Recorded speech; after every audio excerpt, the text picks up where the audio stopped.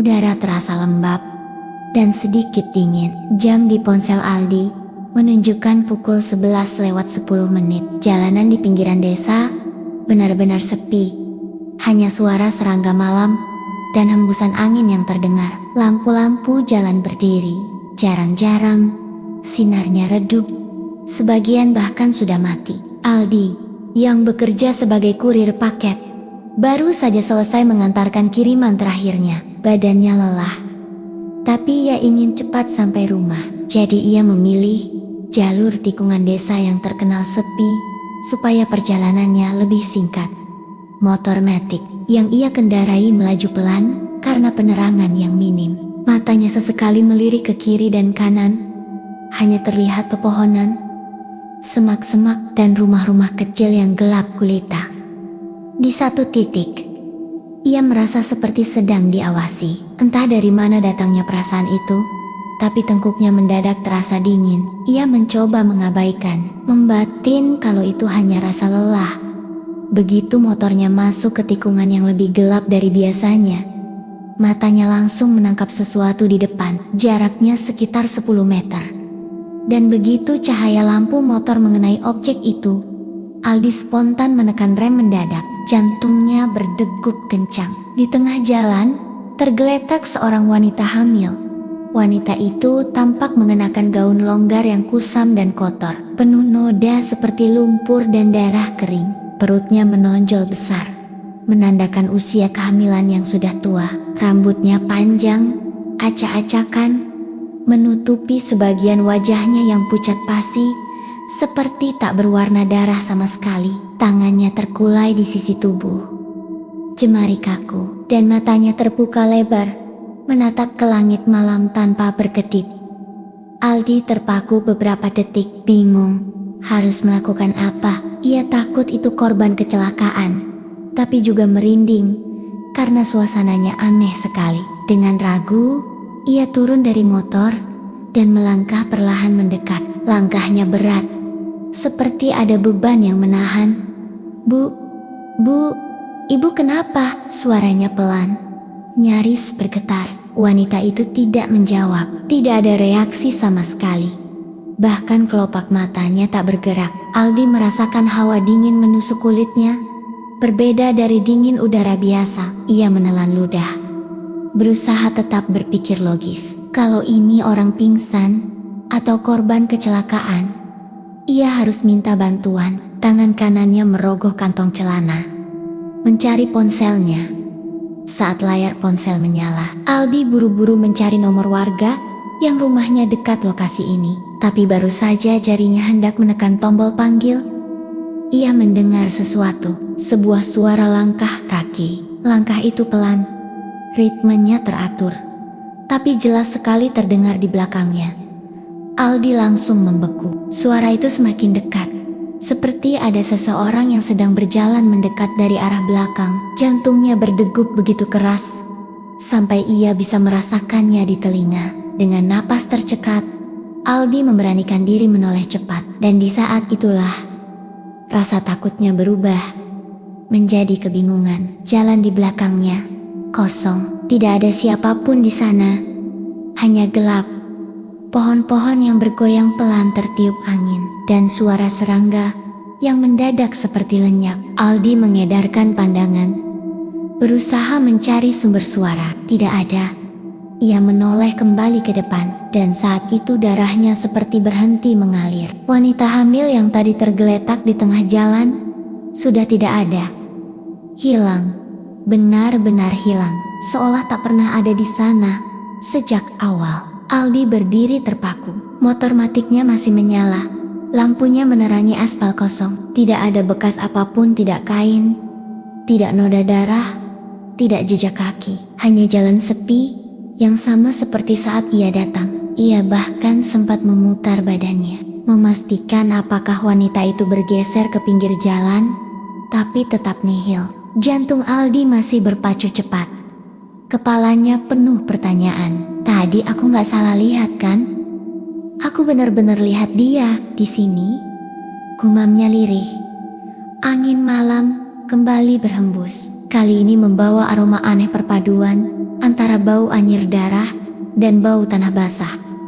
Aldi bergerak. Ia buru-buru menstarter motornya lebih kencang dan memutar gas, melaju meninggalkan tikungan itu tanpa menoleh lagi. Dalam hatinya, ia cuma ingin segera sampai rumah dan melupakan apa yang baru saja terjadi.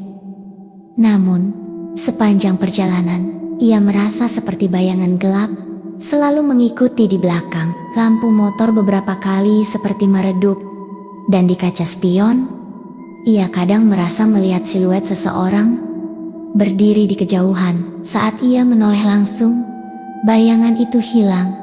Ketika sampai di depan rumah, Aldi memarkir motor sambil masih terengah. Ia mencoba mengatur napas, tapi rasa takutnya belum hilang.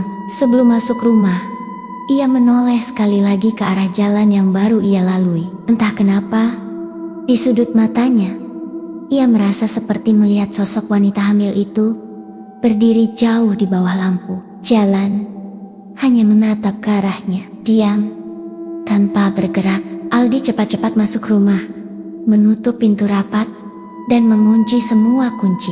Malam itu, ia sulit tidur. Bukan hanya karena rasa takut, tapi karena bayangan wajah pucat wanita itu terus terngiang di pikirannya.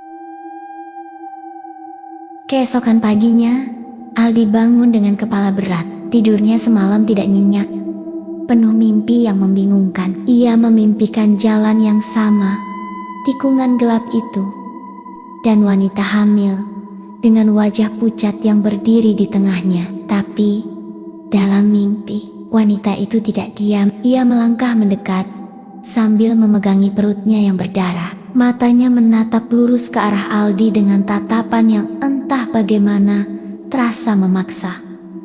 Aldi menggeleng, mencoba menghapus bayangan itu dari pikirannya. Ia berpikir, mungkin kejadian semalam hanyalah halusinasi karena lelah, atau mungkin ia terlalu banyak menonton video horor di YouTube. Tapi tetap saja, rasa merindingnya belum hilang.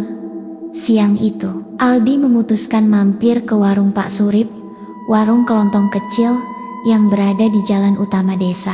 Sambil menyesap kopi panas, ia akhirnya memberanikan diri untuk bercerita. "Pak, semalam saya ngalamin hal aneh di tikungan dekat pohon beringin. Ada wanita hamil, Pak.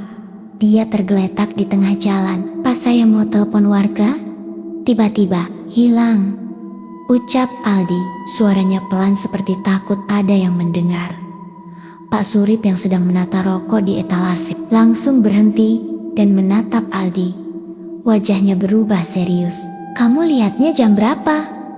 tanya Pak Surip hati-hati. "Kurang lebih jam 11 malam lewat sedikit," jawab Aldi. Pak Surip menarik napas panjang. "Ya Tuhan, berarti kamu ketemu dia." Aldi menelan ludah. "Dia? Maksudnya siapa, Pak?" Pak Surip pun mulai bercerita. Beberapa tahun lalu, di tikungan itu, pernah terjadi kecelakaan tragis. Seorang wanita hamil, namanya Sari, sedang dalam perjalanan pulang dari pasar malam bersama suaminya. Saat hendak menyeberang, dari arah berlawanan melaju sebuah truk besar yang remnya blong. Truk itu menabrak Sari tepat di perutnya. Suaminya selamat, tapi Sari meninggal di tempat. Begitu juga dengan bayi yang dikandungnya. Sejak malam kecelakaan itu, banyak warga yang mengaku melihat sosok wanita hamil di tikungan tersebut. Kadang ia berdiri diam, kadang tergeletak seolah butuh pertolongan. Ada yang mencoba menolong, tapi sosok itu selalu menghilang. Begitu disentuh, atau bahkan hanya ditinggalkan sebentar. Yang bikin orang takut, katanya kalau kamu ketemu dia 2 kali, dan di pertemuan kedua, kamu gak lari, dia bakal ngajak kamu ikut, ujar Pak Surip pelan. Seperti takut kata-katanya terdengar oleh sesuatu yang tidak kasat mata. Aldi mencoba tertawa kecil untuk meredakan ketegangan, tapi suaranya terdengar kaku. "Ah, masa iya, Pak? Paling cuman kebetulan aja saya lihat." Namun dalam hati, ia tahu kejadian semalam terasa terlalu nyata untuk disebut kebetulan. Malamnya, Aldi berusaha mengalihkan pikiran dengan menonton TV. Tapi sekitar pukul 11, ia mulai merasakan sesuatu yang aneh. Udara di dalam rumah menjadi dingin. Padahal semua jendela tertutup. Lampu ruang tamu berkedip-kedip sebentar, lalu kembali normal. Saat hendak menuju kamar, Aldi merasa ada yang berbeda di ujung lorong rumahnya. Matanya menangkap bayangan samar, seperti seseorang berdiri di sana. Ia memicingkan mata, dan samar-samar terlihat rambut panjang tergerai menutupi wajah. Badannya gemetar. Aldi mengedipkan mata sekali, dan bayangan itu hilang. Ia masuk kamar, mengunci pintu, dan mencoba tidur. Tapi tengah malam, Aldi terbangun. Ia merasa kasurnya sedikit bergoyang, seperti ada seseorang yang duduk di ujungnya. Jantungnya berdegup kencang. Dan saat ia menoleh, tidak ada siapa-siapa. Namun, ia mencium aroma anyir darah. Aroma yang sama seperti yang ia rasakan di tikungan itu. Aldi menarik selimut menutupi wajah, berharap semua ini hanya perasaan. Tapi dari balik kain selimut, ia mendengar suara pelan, seperti tangisan bayi. Malam itu, Aldi memutuskan untuk tidak lewat jalur tikungan dekat pohon beringin lagi. Ia bahkan sengaja berangkat kerja lebih awal dan pulang lebih cepat supaya tidak perlu melewati jalan itu. Namun, takdir seperti mempermainkannya. Di malam Jumat, sekitar pukul 11, jalur utama yang biasa ia lalui ditutup karena ada perbaikan jalan. Satu-satunya rute pulang yang tersisa hanyalah melewati tikungan terkutuk itu. Awalnya Aldi berpikir untuk menunggu saja sampai besok pagi, tapi rasa lelah membuatnya ingin cepat sampai rumah. Ia mencoba meyakinkan diri bahwa kejadian malam itu hanyalah kebetulan. Dengan hati-hati, ia menyalakan motor dan memacu kendaraan pelan-pelan menuju tikungan. Udara terasa lebih dingin dari biasanya. Angin yang bertiup membawa aroma tanah basah bercampur bau anyir darah. Lampu jalan yang jerang-jerang semakin membuat suasana mencekam. Semakin dekat ke tikungan, perasaan tidak nyaman itu makin menjadi. Aldi merasakan bulu kuduknya meremang, seolah ada yang mengawasinya dari kegelapan di sisi jalan. Ketika akhirnya sampai di tikungan itu, matanya langsung menangkap pemandangan yang membuatnya terhenti. Di tempat yang sama, tepat di tengah jalan, ada wanita hamil itu lagi. Tapi kali ini, dia tidak tergeletak. Ia duduk bersila, memeluk perutnya yang besar. Kepalanya tertunduk, rambut panjangnya menjuntai menutupi wajah. Gaun lusuhnya kotor dan penuh bercak merah yang mengering. Aldi ingin memutar balik motor, tapi tubuhnya terasa terkunci. Tangannya gemetar, kakinya kaku di pedal rem. Wanita itu perlahan mengangkat kepalanya, menoleh ke arah Aldi. Rambutnya sedikit tersibak, memperlihatkan wajah pucat dengan bibir membiru. Tiba-tiba, ia tersenyum, tapi senyum itu bukan senyum biasa. Mulutnya robek lebar sampai ke telinga, memperlihatkan deretan gigi yang dipenuhi darah segar. Dari perutnya terdengar suara tangisan bayi. Tangisan itu pelan di awal, tapi semakin lama semakin keras. Menusuk telinga Aldi, tangisan itu terdengar seperti berasal dari dalam tubuh wanita itu, membuat Aldi hampir muntah karena ngeri. Motor Aldi tiba-tiba mati sendiri. Lampu motor padam, menyisakan kegelapan yang hanya diterangi samar oleh satu lampu jalan yang berkedip-kedip. Wanita itu mulai berdiri perlahan.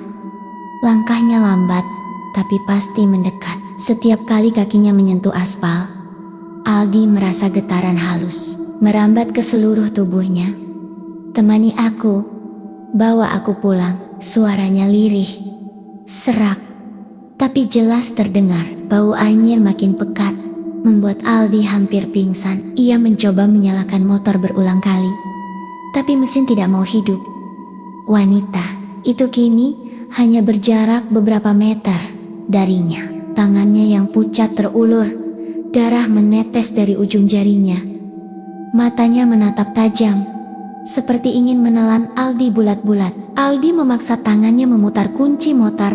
Sekali lagi, kali ini mesin menyala. Tanpa pikir panjang, ia memutar gas sekuat tenaga dan melaju meninggalkan tempat itu. Aldi tidak berani menoleh ke belakang. Ia hanya fokus pada jalan di depannya. Tapi entah kenapa, di kaca spion, ia melihat sesuatu yang membuatnya hampir kehilangan kendali. Wanita hamil itu duduk di jok belakang motornya, memeluk erat pinggangnya. Wajahnya menempel di bahunya. Aldi menjerit, memutar gas semakin kencang. Ia tidak tahu bagaimana ia bisa sampai di depan rumah. Motor langsung ia jatuhkan di halaman. Lalu ia berlari masuk dan mengunci pintu. Nafasnya terengah, tubuhnya gemetar hebat. Ia mencoba meyakinkan diri bahwa ia selamat. Namun ketika ia masuk kamar, tubuhnya langsung membeku. Di atas koser, duduk sosok wanita hamil itu, masih memeluk perutnya. Ia menatap Aldi dengan mata kosong, lalu tersenyum. Dari perutnya, suara tangisan bayi kembali terdengar. Keesokan paginya, warga menemukan rumah Aldi dalam keadaan terkunci rapat. Motor matiknya masih di halaman, tapi Aldi tidak pernah terlihat lagi. Hanya ada satu hal yang aneh di atas kasurnya. Ada bercak darah besar berbentuk telapak tangan dan suara tangisan bayi yang kadang terdengar setiap malam dari dalam rumah itu.